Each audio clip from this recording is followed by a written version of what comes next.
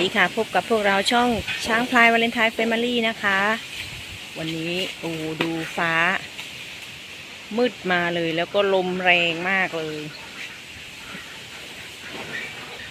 มืดตื้อมาเลยน้องวาดูฟ้าสิลูก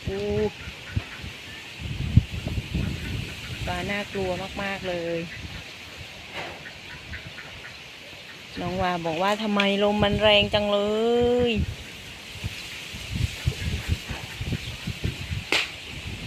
แต่ว่ามันมืดตื้อมาเลยนะคะ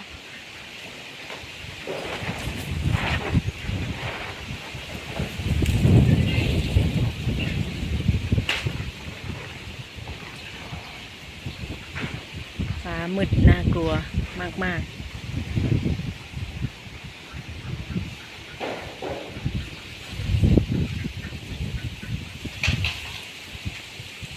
น้องวาบอกว่าลมอะไรมันแรงจังเลยลม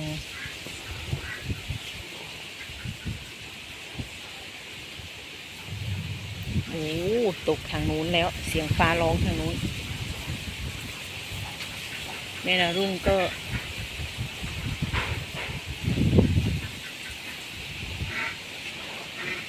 ดู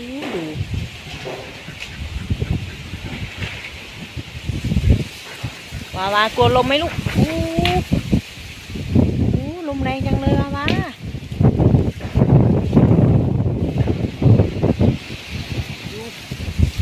วาบอกว่าลมแรงจังเลย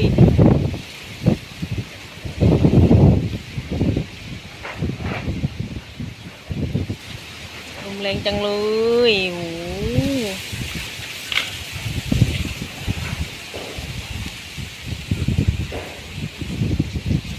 โชคดีนะที่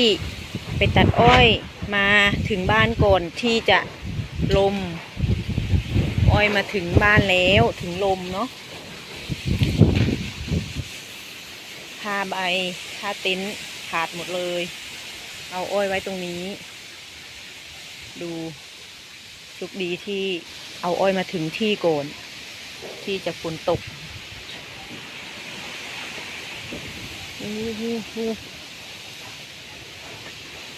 แต่ว่าผ้าใบที่เรากางขาดหมดเลยกองอยู่กับพื้นมันปลิวไปแล้วนะแต่ว่าไปเก็บมาไว้ตรงนี้ลมมันแรงเหลือเกินอ้อยเราตากฝนเนยตรงนี้มันมีร่มไว้ตรงนู้นมันแดดก็เลยย้ายที่มาไว้ตรงนี้ฟ้าฝนน่ากลัวแท้มาดูแม่ดาวรุ่งมองฝนมองฟ้ามืดเลยวาบอกว่าหนูกลัวเป็นช่วงๆเพราะว่าลมมันมาแรงเป็นช่วงๆได้กินอ้อยกรอบหวานว่าได้กินอ้อยใช่ไหมลูกเห็นไหมครับถูกใจมากเลยเนาะอ้อยกรอบนี่เนาะโชคดีที่เราไปตัดอ้อยมาถึงก่อนฝนเนาะไม่งั้นเราเปียกฝนกันแน่เลยตอนนี้พ่อพลเอาอ้อยมาลงไว้สิก็ไปตัดหญ้าต่อตอนที่ไปตัดหญ้านั้นแดดยังเปรี้ยงปร้างอยู่เลยแต่ตอนนี้สงสัยตัดเสร็จแล้วกำลังจะหอบขึ้นรถเสียงฟ้าร้องอยู่ไกลนะคะนู่นอยู่ทางสุรินทร์นู่นเลยฟ้าร้องอยู่ทางสุรินทร์นู่นเลย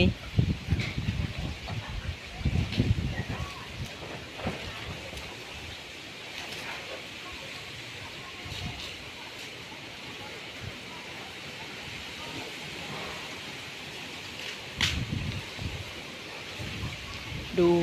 ผ้าลมแรงขนาดไหนขาดหมดเลยต้านลมไม่อยู่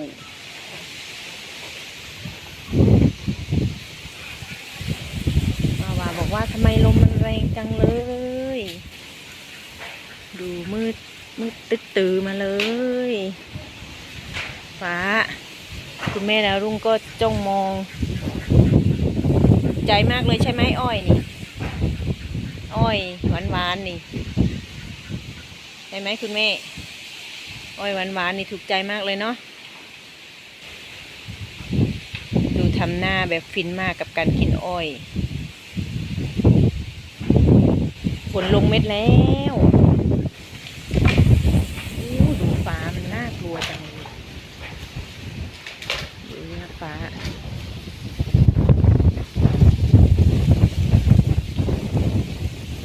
ลมก็แรงฟ้าก็น่ากลัวมาก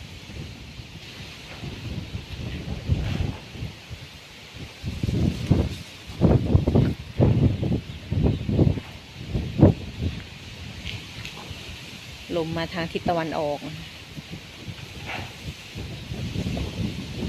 แม่ดาวลุงบอกว่าโอ้ลมทำไมแรงจังเลยลมอ่ะ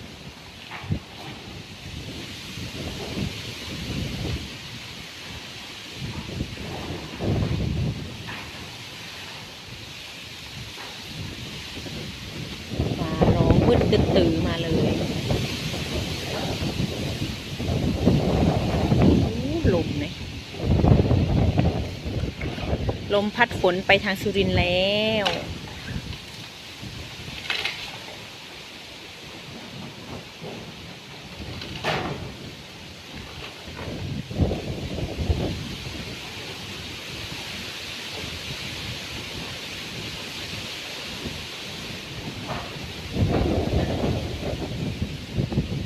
คุณแม่บอกว่าทำไมลมแรงจังเลยเนาะคุณแม่เนาะทำไมลมแรงจังเลย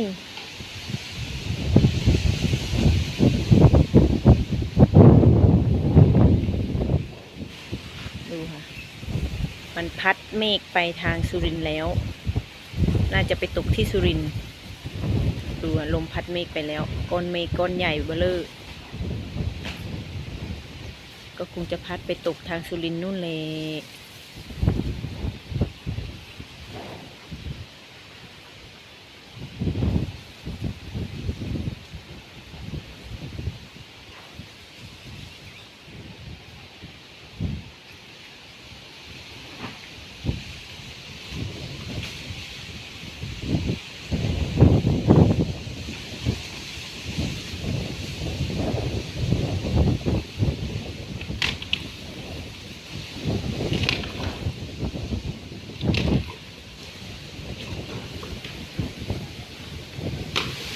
ฝนลงเม็ดแล้วนะตอนนี้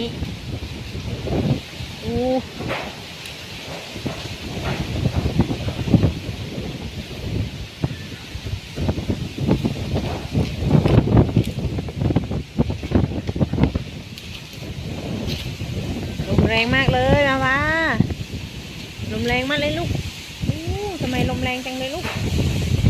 มันจะปลิวเราไปแล้วนี่ปาวาบอกว่าหนูคันนะคะแม่หนูคันปาวากินเก่งมากเลยกินหมดก่อนแม่แล้วให้เท่ากันให้เสมอกันนะคะมัดใหญ่ๆดูน้องวากินจะหมดเกลี้ยงแล้วคุณแม่ยังไม่หมด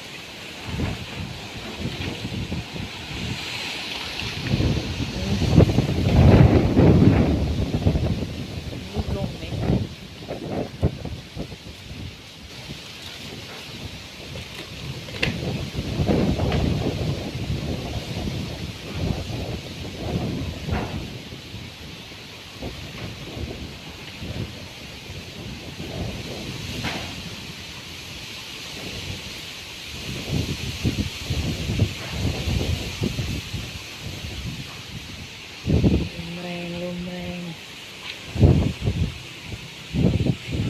ฝากกดไลค์กดแชร์กด Subscribe กดกระดิ่งติดตามคุณแม่ดาวรุ่งช้างทองด้วยนะคะ